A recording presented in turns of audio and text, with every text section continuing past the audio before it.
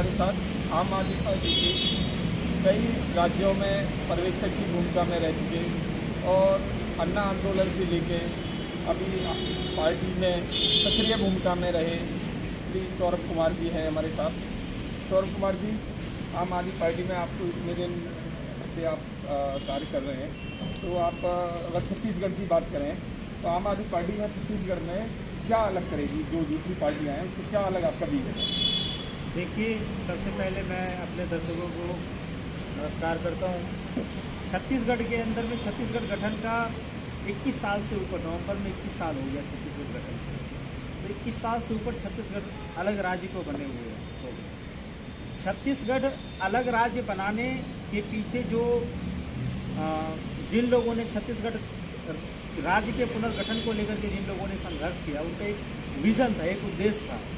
इस इतने बड़े हिंदुस्तान के अंदर जब ये संघीय प्रणाली का जब गठन हुआ, केंद्र सरकार राज्य सरकार काम कर रही थी, तो उतने बड़े मध्य प्रदेश से छत्तीसगढ़ के सुदूर एरिया तक विकास नहीं पहुंच पाता था।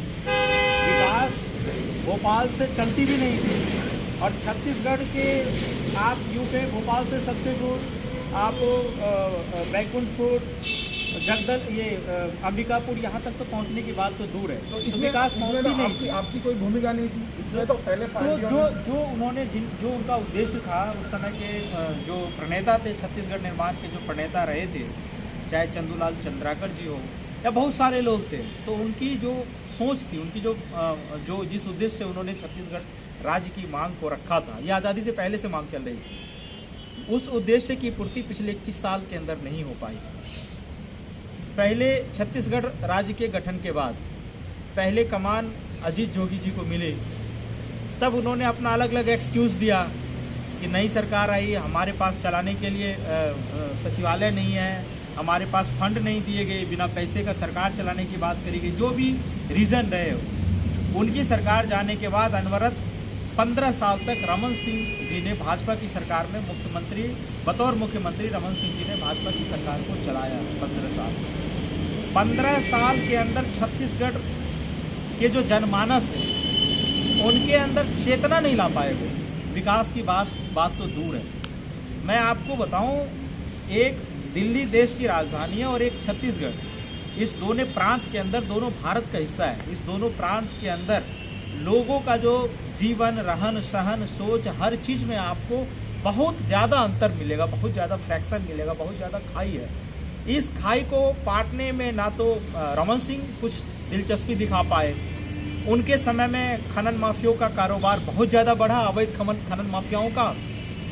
भूपेश बघेल जी पिछले 2018 के चुनाव में, मतलब छत्तीसगढ़ के गठन के 18 साल के बाद, लोगों ने 15 साल भाजपा की सरकार को देखने के बाद, पूरा मौका देने के बाद, एक बार लोगों ने भरोसा किया कि चलो भूपेश बघेल जी जो कह रहे हैं, छत्तीसगढ़ जनमानस की चेतना की बात कर रहे हैं और छत्तीसगढ़िया लोगों के विकास की बात, उत्थान की बात और उनके हक की बात कर रहे हैं। भूपेश बघेल जी तब जब विपक्ष में थे 2018 से पहले, बतौर प्रदेश अध्यक्ष, विधायक भी थे, उन्होंने तब भाजपा सरकार के खिलाफ वहाँ पे संविदा भर्ती के ऊपर में हो, बेरोजगारी के ऊपर में हो, हर चीज़ों पे बहुत अच्छा विपक्ष की भूमिका उन्होंने बहुत अच्छी निभाई। उन्होंने हर काम में सरकार को क्रिटिसाइज़ किया, करना भी चाहिए, विपक्ष का काम होता है। जनता के बीच जो जनता की जो डिमांड है उसको सरकार तक पहुंचाना, बहुत अच्छा किया उन्होंने। वोट क्यों दें? लेकिन मैं आ रहा हूँ, लेकिन जब भूपेश बघेल जी की सरकार बनी, सरकार बनने के बाद इन्होंने कहा कि राहुल गांधी जी को हमने एयरपोर्ट पे छोड़ा और घर नहीं गया आकर के पहले कदम से हमने 2500, यहाँ से हम शुरू करते 2500 धान, जो किसानों की, वहाँ छत्तीसगढ़ के किसानों की सबसे बड़ी समस्या थी, 2500 धान की खरीदारी की जो बात, MSP पे जो धान की खरीदारी की बात उन्होंने कही। उन्होंने कहा मैंने पहले कलम से पास कर दिया। अब उसमें उन्होंने कैप लगा दिया, किसानों की धान खरीदी नहीं हो पा रही है अभी। ये कहते 2500 में धान, आधे से ज़्यादा धान तो सड़ जा रहे हैं। बारदाना की खरीदारी में किसान फंस जा रहे हैं, 50-50। ये क्या कंडीशन लगा दिया? उन्होंने कई सारे इस पर कंडीशन लगा दिए कि आप इतने तक, उन्होंने कैप लगा दिया कि आप इतने तक ही धान को आप मंडी में आपकी खरीदारी होगी, उसमें भी बहुत तरीके की रसीद कटाना, ये वो बारदाना तक की समस्या है। उन्होंने कहा समस्या नहीं होने देंगे। भाजपा की सरकार के समय में उन्होंने विपक्ष ने कहा तो था। भाजपा यही तो ठीक करने जा रही है, तो फिर तो आपको भाजपा कहाँ कर पाई? भाजपा तो प्राइवेटाइजेशन जो कर रही है मंडियों का कि भाई कितना भी खरीदारी होगी, नहीं, प्राइवेटाइजेशन कहाँ आपको कर रही है परेशानी भाजपा? रहती है। भाजपा कहाँ प्राइवेटाइजेशन कर रही है? बिहार के अंदर उसने उन्होंने कहा, प्राइवेटाइज- बिहार के अंदर उन्होंने इस ये जो कानून को, 3 कानून आए थे ये उसी से इस तीन कानून को सदन में पास आपने करने- काले कानून बता दिए। आप मेरी भी बात सुन लें। जी, जी। बिहार यहाँ तीन कानून पास करने से पहले जी। बिहार में इस तरह की व्यवस्था पहले से थी। जी बिहार के किसान कहीं भी जाकर के धान की खरीदारी कर लेते थे। इस तरह की व्यवस्था पहले से थी। पहले से इस तरह की व्यवस्था थी कि मुजफ्फरनगर के किसान गन्ना करनाल में बेचने चला जाया करते थे। ये कहते इस कानून से फायदा हुआ, ये बगल में हरियाणा की सरकार है, उन्होंने ऑब्जेक्शन कर दिया कानून बनने के बाद, जब किसान सड़कों पे बैठे हुए थे। तो फायदा कहाँ है? नुकसान ही नुकसान है। ये कुल मिलाकर के पूंजीपतियों के फायदे की बात सोचते हैं। ये सोचते हैं किसानों से सस्ते में, एमएसपी की तो बात उन्होंने करी नहीं। कहाँ एमएसपी की बात करी? प्रधानमंत्री जी, नहीं तो लोकसभा चुनाव में मैं कई- छत्तीसगढ़ पे बात करूंगा, लेकिन आपने जिक्र किया तो मैं बता दूं, प्रधानमंत्री जी ने 2014 लोकसभा चुनाव, उससे पहले वो गुजरात के मुख्यमंत्री थे, तब उन्होंने बतौर प्रचार मंत्री और प्रधानमंत्री उम्मीदवार के तौर पे उन्होंने देश से वायदा किया था कि हमारी सरकार बनेगी तो फसल का दाम C2 पे जो फसल का दाम, मतलब उसमें कॉस्ट जितना भी आएगा, चाहे वो लेबर कॉस्ट हो, चाहे वो सिंचाई का कॉस्ट हो, चाहे इलेक्ट्रिसिटी हो, चाहे लैंड का कॉस्ट हो, ये एवरीथिंग सारा चीज़ कैलकुलेट करके जितना होगा उसको प्लस 50% जब तक हम किसानों को नहीं देंगे, जो स्वामीनाथन आयोग की रिपोर्ट करती है कि C2 की रिपोर्ट जब तक आप इम्प्लीमेंट नहीं करेंगे तब तक भारतीय किसान खुशहाल नहीं हो सकते। तब तक उनको पंजाब के किसानों को कनाडा भागना पड़ेगा, बाकी किसानों को किसानी छोड़नी पड़ेगी और नौकरी चाकरी के लिए इधर उधर भाग के मजदूरी और इसी में उलझ के रहना पड़ेगा। देश की दुर्दशा होते चलती चली जाएगी। तो इन्होंने कहा, वो तो हुआ नहीं। तो ये कुल मिलाकर के जो इनका है ये ढकोसला है। जब इतना ही अच्छा था, लेकिन इतना ही अच्छा था, तो फिर ये वापस क्यों लिए? फिर इन्होंने क्यों कहा कि मेरे से गलती हो गई? जब इतना ही अच्छा था तो वापस नहीं लेते। किसानों को समझा क्यों नहीं पाए? इनके कानून लागू होने के बाद आपने कहा कि किसान खुशहाल हो जाएंगे, किसान कहीं भी अपना फसल बेच सकते हैं, तो फिर करनाल में इनके मुख्यमंत्री ने मुजफ्फरनगर के किसानों को गन्ना बेचने से क्यों रोक दिया? तो इस सवाल का जवाब भाजपा के पास नहीं है। हाँ, एक मिनट। और भाजपा ये कहती है कि हम आयुर्वेदिक को बहुत प्रमोट कर रहे हैं और इसमें कोई दूसरी पार्टी सहयोग कर नहीं रही। आयुर्वेदिक जितना प्रमोट होगा उससे कहीं ना कहीं किसानों को फायदा होगा, क्योंकि वो आयुर्वेदिक है। तो आपका क्या कुछ भाजपा ने तो बहुत चीज़ प्रमोट करने की बात कही। भाजपा ने कहा कौशल विकास योजना, इन्होंने मंत्रालय किया था राजीव प्रताप रूडी जी को जब इनकी सरकार बनी। इन्होंने जितने बोर्ड, कल इन्होंने रेलवे के अंदर एक प्रबंधन निदेशालय कुछ बनाया है, नया बोर्ड स्थापित किया। जो व्यवस्था पहले से बनी वो तो सुधार नहीं पा रहे हैं। इन्होंने योजना आयोग को नीति आयोग में कन्वर्ट किया। बाकी राज्यों को जो फंड देने की बात इन्होंने करी, जो अलोकेशन होने चाहिए थे उसको इन्होंने बंद चलो, आपकी तो अभी सरकार नहीं है छत्तीसगढ़ में, लेकिन आप भी अपने प्रदेश अध्यक्ष समय समय पर चेंज करते रहते हैं। नहीं, तो आपने किसी को मौका क्यों नहीं देते कि एक प्रदेश अध्यक्ष जब तक सरकार ना बने उसको रखा जाए, या क्या पॉलिसी है आपकी? जो छत्तीसगढ़ 2018 विधानसभा चुनाव परिणाम आने के बाद हमारे प्रदेश अध्यक्ष कोमल उपेंद्र जी बने, तब से आज तक वो प्रदेश अध्यक्ष हैं और बहुत अच्छा काम कर रहे हैं। देखिए 2 साल कोरोना में, कोरोना का बहाना नहीं कर रहा, उससे पहले और भी रह चुके हैं प्रदेश अध्यक्ष। नहीं, वो छत्तीसगढ़ 2018 विधानसभा चुनाव से पहले प्रदेश अध्यक्ष हुआ करते थे। तो कार्यकाल होता है, वो बदलता चला जाता है, समय अपना वो चीज़ें हैं। और जो वो कमेटी के लोग जिस तरीके का डिमांड करते हैं, जिस तरीके का मेजोरिटी होता है, वो कमेटी डिसाइड करती है कि इसको प्रदेश अध्यक्ष होना चाहिए। तो उस समय 2 साल तो कोविड का कार्यकाल रहा, कोविड का काल रहा। इस कोविड काल में कांग्रेस वहाँ पे राज्य में सरकार थी, भाजपा यहाँ केंद्र में सरकार थी। भाजपा वहाँ पे विपक्ष की भूमिका में थी, सरकार को काम करना था। कुछ खामियां होती तो विपक्ष, बतौर विपक्ष सरकार से बाहर रह करके, सदन से बाहर रह करके हम आवाज़ उठा सकते। हमने आवाज़ उठाया। वहाँ शिक्षक भर्ती को लेकर के कोविड प्रोटोकॉल का पालन करते हुए हमारे प्रदेश अध्यक्ष को घसीट करके पुलिस ले जाती थी। प्रदेश कार्यालय में बैठ करके उन्होंने धरना किया, अनशन किया। मौजूदा संविदा वाले शिक्षकों के बारे में इन्होंने दोबारा इनको जो है ना मजबूरन बयान देना पड़ा कि हम उस पर कुछ करते हैं और आप ये कि शिक्षकों का जो मांग है आप उसको अस्थायी तौर पे करें। पेशा कानून को लेकर के उन्होंने लड़ाई लड़ी। उन्होंने लगातार अपने स्तर से जो लड़ाई लड़ रही थी, क्योंकि ना तो हम सदन में हैं कि सदन में हंगामा कर सकते हैं, जनता हमें देखे, ना हम सत्ता में हैं, मतलब सदन में ना विपक्ष में ना अपक्ष में, तो हम विपक्ष के तौर पे सड़क से जो हमें करना था कोविड प्रोटोकॉल का पालन करते हुए जो दिल्ली मॉडल है वो क्या आप छत्तीसगढ़ में लागू करेंगे? देखिए, और कैसे लागू करेंगे, क्योंकि दिल्ली में तो आपका रेवेन्यू बहुत आता है, यहाँ रेवेन्यू कैसे आप जनरेट करेंगे? छत्तीसगढ़ का जो बजट है वो लगभग 1 लाख करोड़ का बजट है। दिल्ली का बजट लगभग 70,000 करोड़ से कम का बजट है। मतलब कोशिश है जो वर्तमान की सरकार है ये बेहतर करते करते, क्योंकि इन्होंने 25,000-30,000 करोड़ के बजट से 70,000 करोड़ तक का बजट, 69,000 करोड़ तक का बजट लाया है, और इतने कम टाइम में लाया, 6-7 सालों के अंदर में मात्र लाया है, 6 सालों के अंदर। छत्तीसगढ़ सरकार का बजट 1 लाख करोड़ का है। छत्तीसगढ़ सरकार 1 लाख करोड़ का खर्च कहाँ होता वो ब्यौरा दे दिया क्या कोई सरकार? नहीं दे पाती है। 1 लाख करोड़ का बजट कोई कम बजट नहीं होता है, बहुत बड़ा बजट होता है। संक्षेप में मैं संक्षिप्त में दूसरी पार्टियों से आप कैसे अलग हैं? मैं आपकी बात बताता हूँ। मतलब हर सरकार की एक पॉलिसी होती है, एक नीति होती है जो कॉमन होती है। भाजपा की सरकार हो, कांग्रेस की सरकार हो, आम आदमी पार्टी की सरकार हो, सरकार एक ही होती है, पॉलिसी एक ही होती है। अगर हमने दिल्ली वालों को बिजली फ्री दिया है तो छत्तीसगढ़ के अंदर भी बिजली फ्री देंगे। दिल्ली में हम बिजली खरीद के फ्री दे रहे हैं, छत्तीसगढ़ में हम बिजली तैयार करके दूसरे राज्यों को भी बेचते हैं तो ज़्यादा बिजली होगी, तो हो सकता है 300 यूनिट या उससे ज़्यादा की भी बात हम सोचेंगे। जहाँ तक हम दे सकते हैं उतना यूनिट बिजली हम लोगों को मुहैया कराएंगे। दिल्ली के अंदर यहाँ पे कॉलोनीज का सिस्टम है, यहाँ पे वहाँ गाँव का सिस्टम है। हम कोशिश करेंगे दिल्ली में जैसे पानी पहुँचाते हैं, हर गाँव के अंदर हम 20,000 लीटर पानी पहुँचाने का काम करेंगे। इन्होंने सरकार ने नल जल योजना की बात करी, नल जल योजना की बात करी सरकार ने, और ये काम छत्तीसगढ़ प्रदेश या पूरे हिंदुस्तान के अंदर धड़ल्ले से भ्रष्टाचार में लिप्त होकर के हो रहा है। गाँव तक नल जल योजना पहुँच नहीं पा रही है, सरकार के आंकड़ों में वो पास हो जा रहा है। हम उस सरकार की, पुरानी सरकार के जो कार्य हुए हैं उसकी समीक्षा करेंगे, क्योंकि वो पैसा जनता का पैसा है, उसकी समीक्षा करेंगे कहाँ तक वो स्कीम पहुँचा है।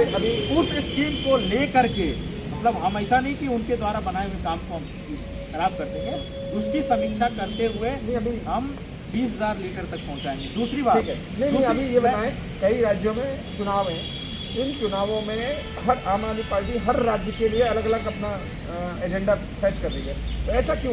पार्टी का तो एजेंडा एक होना चाहिए सारे राज्यों के लिए। नहीं, एजेंडा एक नहीं हो सकता है। कुछ एजेंडा ऐसे होते हैं जो कॉमन होते हैं, कुछ एजेंडा कॉमन होते हैं, पर बाकी राज्यों की जो परिस्थिति है, वहाँ के लोगों का जो मतलब सामाजिक वर्गीकरण है, समाज की कार्य प्रणाली, वहाँ के लोगों का जो कार्य क्षेत्र है वो अलग अलग। दिल्ली में रूरल क्षेत्र कम है, अर्बन क्षेत्र ज़्यादा है। दिल्ली में क्या महिलाएं नहीं है? नहीं, यहाँ जो आपने 1,000 रुपये पंजाब में दे रहे हैं महिलाओं को, छत्तीसगढ़ में भी देंगे, तो छत्तीसगढ़ में भी देंगे। तो ये जो कॉमन जो एजेंडा है ना, वो तो कॉमन एजेंडा पूरे प्रदेश के लिए एक सा होगा, लेकिन उस प्रदेश की भी अपनी कुछ डिमांड है।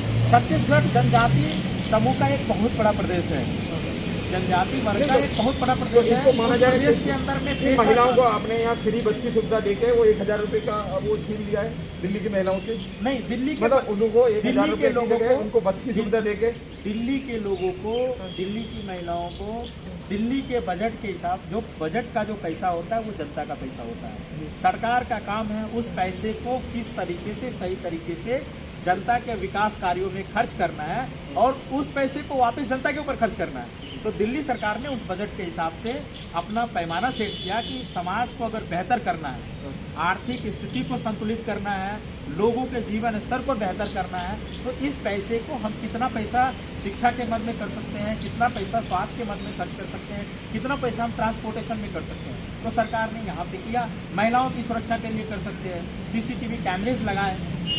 हर प्रदेश की परिस्थिति अलग होती है। मैं फिर कहता हूँ, दिल्ली का क्षेत्रफल बहुत छोटा है, आबादी थोड़े बहुत का अंतर है छत्तीसगढ़ और दिल्ली के अंदर में।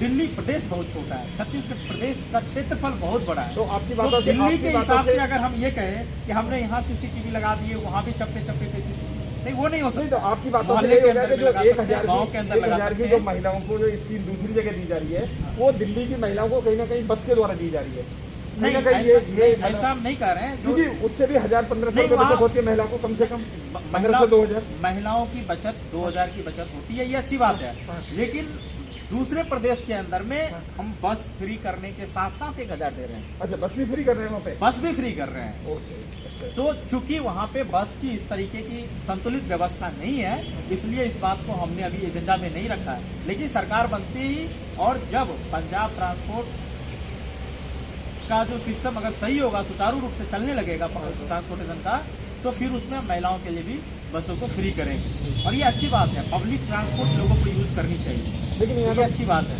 यहाँ तो बादल ग्रुप का ट्रांसपोर्ट बहुत है पंजाब में, तो जैसे सुनने में उसी आता को है। ठीक करने का प्रयास किया जाएगा। रह गई बात छत्तीसगढ़ की, छत्तीसगढ़ के लोगों की जनजाति समूह है, पेशा कानून वहाँ का डिमांड है।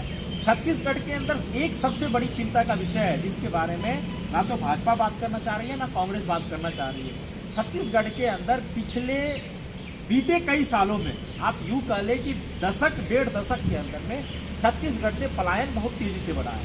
पहले लोग जब बिहार, यूपी, पूर्वांचल से पलायन जब शुरू हुआ था, तो लोग छत्तीसगढ़ में रायगढ़, कोरबा, बिलासपुर वगैरह वगैरह जॉब के पर्पज से, नौकरी के पर्पज से जाते थे, फैक्ट्रियों में काम करने के लिए मजदूर वगैरह। आज की तारीख में छत्तीसगढ़ के मजदूरों को दिल्ली, हरियाणा, पंजाब, राजस्थान जाना पड़ रहा है काम करने के लिए। मैं ये भी बता रहा हूँ कि यहाँ की हालत कोई ठीक नहीं है, लेकिन सरकार को इन चीज़ों पे ध्यान देना चाहिए। 10,000, 15,000 की मजदूरी करने के लिए एक मजदूर अपने प्रदेश को छोड़ करके, अपने परिवार को, घर बार को छोड़ करके दूसरे प्रदेश के अंदर जाता है, तो उस पैसे का सदुपयोग कहाँ से वो कर पाएगा? पैसा तो उसका दूसरे प्रदेश में रूम रेंट में खर्च होगा, अपने जीवन को कैसे वो बेहतर कर पाएगा? तो सरकार को ये प्रयास करना चाहिए कि हमारे प्रदेश से पलायन कैसे रुके।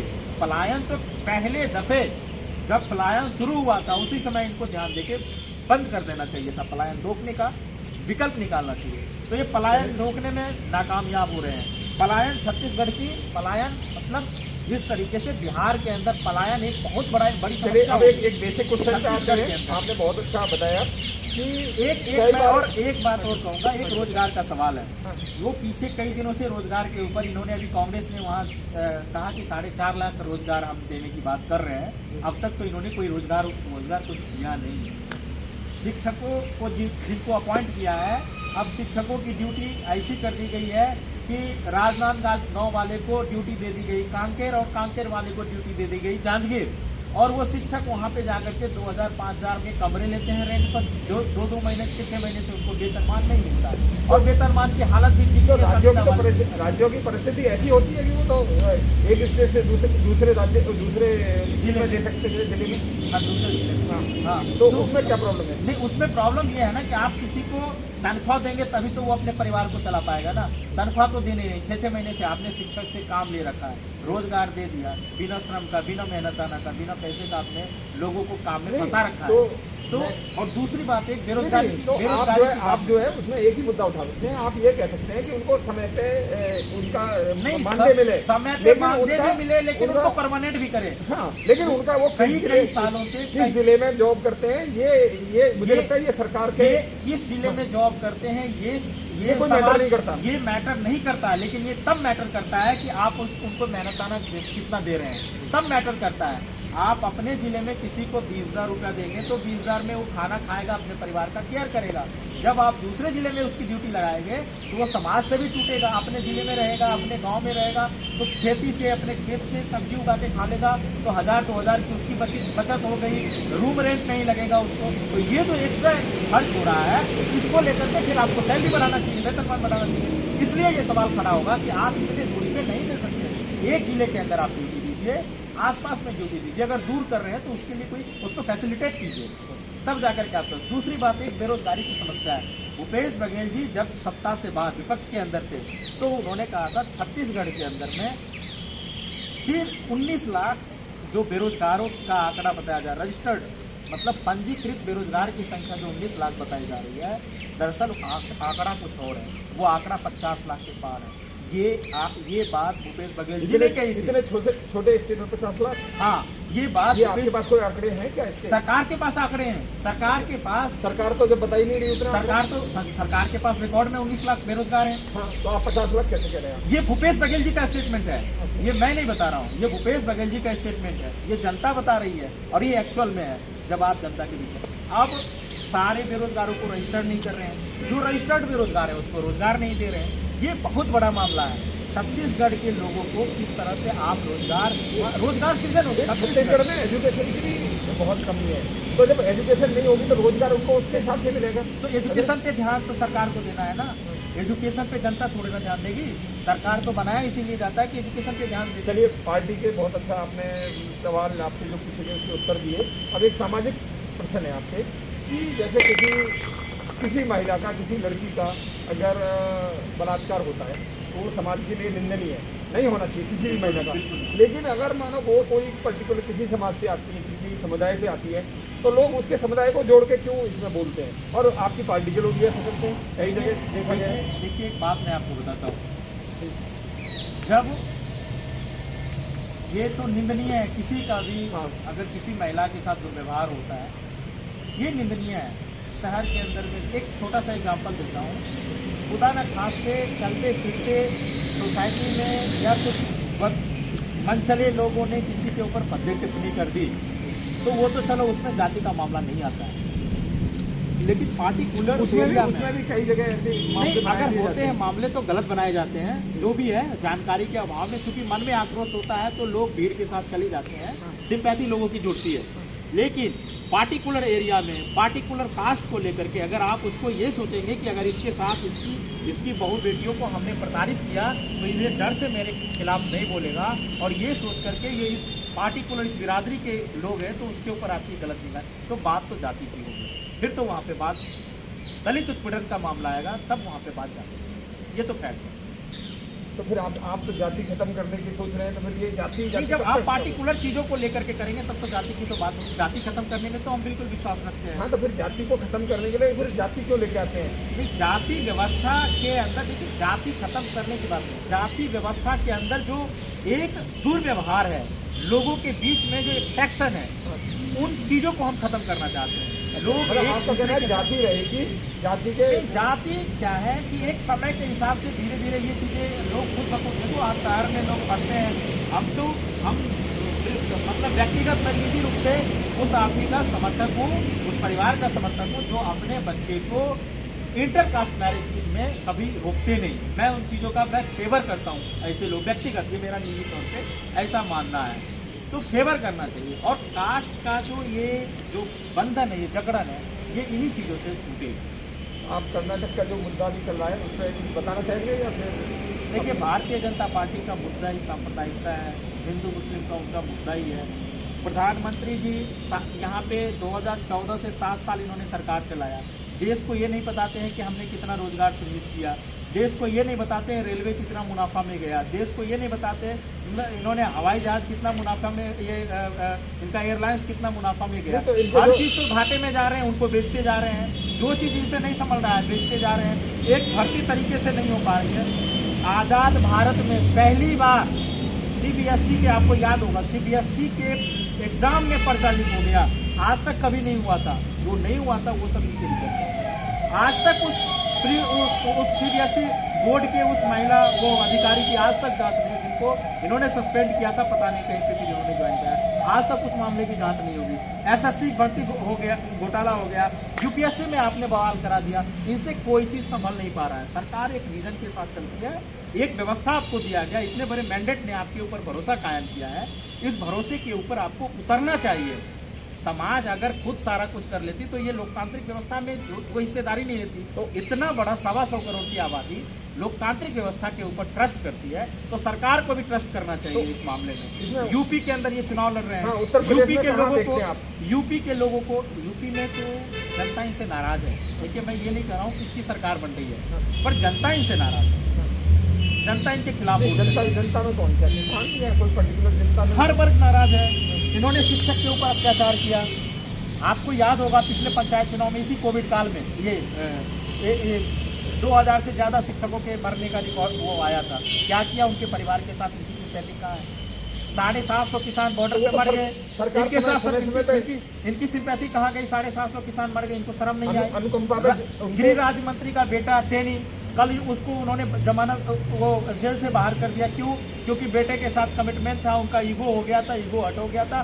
देश का गृह राज्य मंत्री हम सांसद, हमारा बेटा जाएगा जेल, उनको शर्म, उनको खुद में ऐसा लग रहा था, गिल्टी फील हो रहा था, आप अपमान महसूस हो रहा था, हमारा बेटा जेल कैसे जा सकता है? जब बेटा आपका किसानों को रोका तो आपको शर्म नहीं आई? गृह मंत्री ने एक स्टेटमेंट दिया है कि भी देखिए उनके ऊपर कोई आरोप नहीं है, अजय टैनी के ऊपर, उनके बेटे के ऊपर आरोप है, बेटा जेल में। और वहाँ की जो CID ने रिपोर्ट दी है उन्होंने ये बोला है, ये तो सबसे पहले झूठ बोलते हैं। सबसे पहले इन्होंने पहले दिन कहा थी कि हमारी गाड़ी नहीं है, मीडिया वालों ने दिखाया कि आपकी गाड़ी है।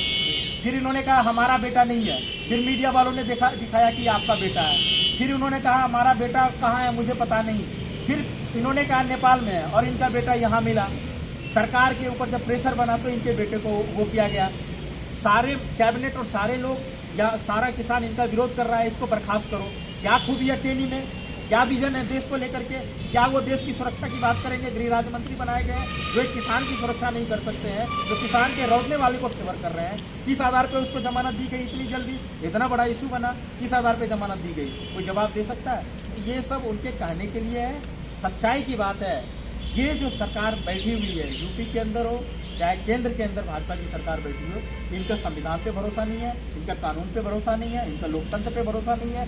एक उत्तर प्रदेश का मुख्यमंत्री योगी आदित्यनाथ वो कहते हैं कि हम ठोक देंगे। ठोक देंगे कौन सी भाषा है? आप लोकतांत्रिक देश के अंदर रह रहे हैं, लोकतांत्रिक सिस्टम के हिस्सा है। उससे बड़ी बात है, करोड़ों पॉपुलेशन वाले हिंदुस्तान के सबसे बड़े राज्य के मुख्यमंत्री है, सबसे बड़े राज्य के नुमाइंदा है आप। और फिर आप ये भी कह सकते हैं ना, उनकी पार्टी का ये कहना है कि ठोकना सिर्फ गुंडों के लिए भाषा है। गुंडों के लिए भाषा नहीं है, गुंडों के लिए ये भाषा होगा कि हमारे राज्य के अंदर, हमारे शासन प्रशासन के अंदर कोई गुंडाई करेगा तो कानून के हिसाब से उसका हिसाब किताब करेंगे, उसको चलने नहीं देंगे, ये भाषा हो सकती है। ठोक देंगे लोकतांत्रिक भाषा है क्या? संवैधानिक भाषा है क्या? एक मुख्यमंत्री को शोभा देती है?